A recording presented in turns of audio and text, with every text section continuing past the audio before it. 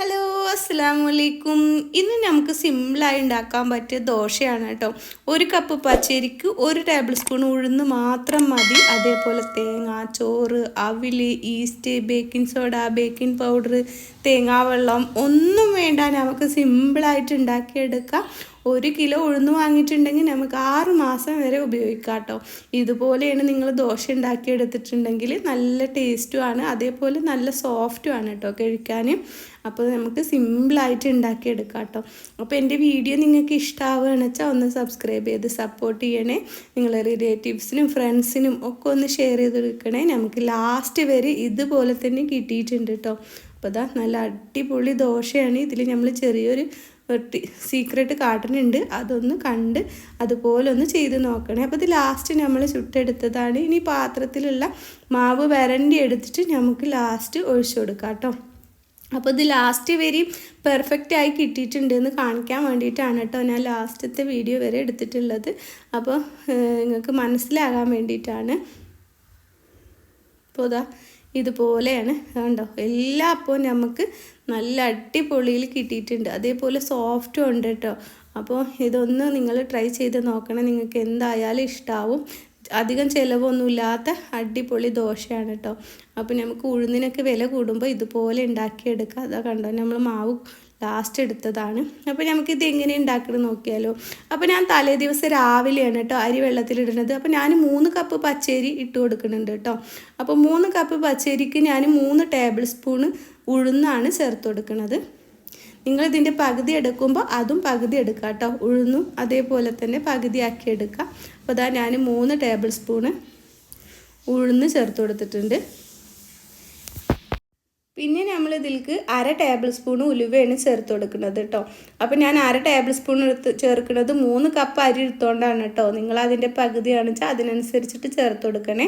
എന്നിട്ട് നന്നായി കഴുകി വെള്ളമൊക്കെ വാർത്തെടുത്തിട്ട് നമുക്ക് വെള്ളം കറക്റ്റ് നിങ്ങൾക്ക് അറിയാൻ വേണ്ടിയിട്ടാണ് ഞാൻ 3 കപ്പ് വെള്ളം ഒഴിച്ചു കൊടുക്കുന്നുണ്ട് കേട്ടോ. എന്നിട്ട് ഞാൻ രാവിലെയാണ്, എന്നിട്ട് ഇത് വൈകിട്ടാണ് ഞാനിത് കുതിർന്ന് വന്നിട്ട് അരച്ചെടുക്കുന്നത് കേട്ടോ. രാത്രി കിടക്കുന്ന സമയത്താണ് ഞാനിത് അരച്ചെടുക്കാറ്. അപ്പോൾ ഇതാ ഇതുപോലെ കുതിരാനിട്ടിട്ടുണ്ട്. ഇപ്പോൾ രാത്രി ആയിട്ടുണ്ട്. ഇനി നമ്മൾ 1 ടേബിൾ സ്പൂൺ പഞ്ചസാരയാണ് കേട്ടോ എടുത്തിട്ടുള്ളത്. 1 ടേബിൾ സ്പൂൺ പഞ്ചസാരയും 1 ടേബിൾ സ്പൂൺ വെളിച്ചെണ്ണയും കൂടിയാണ് എടുക്കുന്നത്.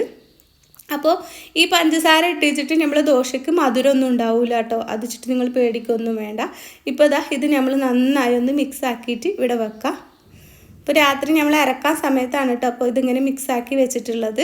എന്നിട്ട് നമുക്ക് ഇതിൻ്റെ ഒരു പാർട്ട് അരച്ചെടുക്കാം കേട്ടോ. 2 പാർട്ടായിട്ടാണ് ഞാൻ അരച്ചെടുക്കുന്നത്. അപ്പോൾ നമുക്ക് ഈ മിക്സിയിലേക്ക് ഒരു 3 പിടിയൊക്കെ ഇട്ട് കൊടുത്തിട്ട് ഒന്ന് അരച്ചെടുക്കാം. ഈ ഇതിലുള്ള വെള്ളം കൊണ്ട് തന്നെ നമുക്കിത് അരച്ചെടുക്കാം കേട്ടോ. നമ്മൾ കുതിർത്തിയെടുത്ത വെള്ളം കൊണ്ട്.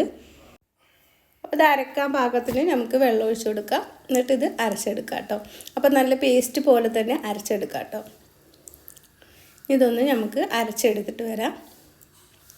ഇപ്പോൾ ഇതാ നമ്മൾ ആദ്യത്തെ പാട് അരച്ചെടുത്തിട്ടുണ്ട്, നല്ല പേസ്റ്റ് പോലെ അരച്ചെടുത്തിട്ടുണ്ട്. ഇനി ബാക്കിയുള്ളത് നമ്മുടെ മിക്സിയുടെ ജാറിലേക്ക് ഇട്ട് കൊടുത്തിട്ടുണ്ട്.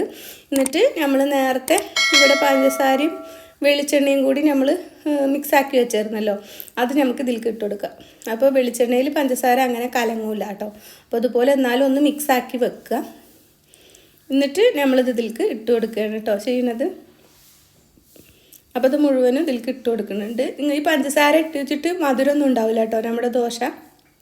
അപ്പോൾ അതും നമ്മൾ അരച്ചെടുത്തിട്ടുണ്ട്. അപ്പോൾ ഇതാ നമ്മളിതുപോലെ 2 പാട്ട് അരച്ചെടുത്തിട്ടുണ്ട്. ഇനി 1/2 കപ്പ് വെള്ളം കൂടി നമ്മൾ ഈ മിക്സിയുടെ ജാറിലേക്ക് ഒഴിച്ചിട്ട് ഒന്ന് ചുഴറ്റിയിട്ട് ഒഴിച്ചു കൊടുക്കാം കേട്ടോ. അപ്പോൾ 3.5 കപ്പ് വെള്ളമാണ് നമുക്ക് മൊത്തത്തിൽ വന്നിട്ടുള്ളത്. നമ്മൾ സാധാരണ ദോശമാവിനൊക്കെ കലക്കി വെക്കണ പോലെ തന്നെയാണ് കേട്ടോ. ഞാൻ കാണിച്ചു തരാം മാവിൻ്റെ പരുവം. പിന്നെ നമ്മളിതുപോലെ ഒരു മരത്തടിയൊക്കെ ഉണ്ടെങ്കിൽ അത് വെച്ചിട്ടാണ് ഒന്ന് ഇളക്കി കൊടുക്കേണ്ടത് കേട്ടോ. നമ്മൾ എന്ത് മാവ് ഇളക്കുമ്പോഴും ഇതുപോലെ ഒന്ന് ഇളക്കിയിട്ടുണ്ടെങ്കിൽ നന്നായി പൊന്തി വരും. 1 മിനിറ്റൊക്കെ ഇളക്കി കൊടുക്കുക. അപ്പോൾ ഇതുപോലെ നല്ല ലൂസിലാണ് കേട്ടോ നമ്മുടെ മാവ് ഇരിക്കുന്നത്. ഇനി ഞാൻ റൈസ് കുക്കറിലേക്കാണ് വെക്കുന്നത്. അപ്പോൾ റൈസ് കുക്കറിലാവുമ്പോൾ നന്നായി പൊന്തി വരും കേട്ടോ. അപ്പോൾ റൈസ് കുക്കർ ഉള്ളവർ അതിൽ തന്നെ വെക്കുക, അല്ലെങ്കിൽ ചൂടുള്ള സ്ഥലങ്ങളിൽ വെച്ചിട്ട് പൊന്താനായി വെക്കുക. ഇനി ഒരു രാത്രി നമ്മൾ വെച്ച് കൊടുത്തിട്ടുണ്ട്. അപ്പോൾ ഇതാ രാവിലെയാണ് നമ്മളിത് തുറന്നെടുക്കുന്നത്.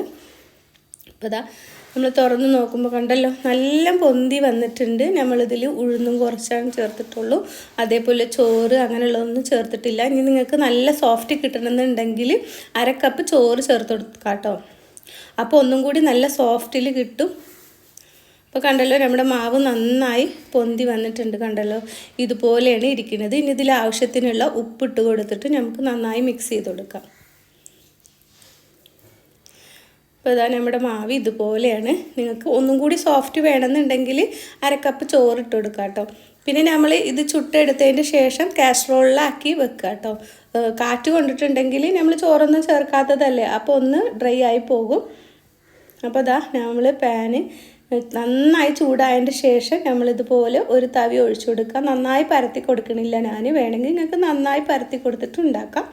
അപ്പോൾ നമ്മൾ തട്ടുകടയിലൊക്കെ കിട്ടുന്ന ദോശ പോലെ ഇതുപോലെ ചെറുതാക്കിയിട്ടാണ് പരത്തി എടുത്തിട്ടുള്ളത്. നല്ലോണം ബബിൾസ് വരുന്നുണ്ട്. അപ്പോൾ നമുക്ക് അടച്ചു വെച്ച് കൊടുക്കാം.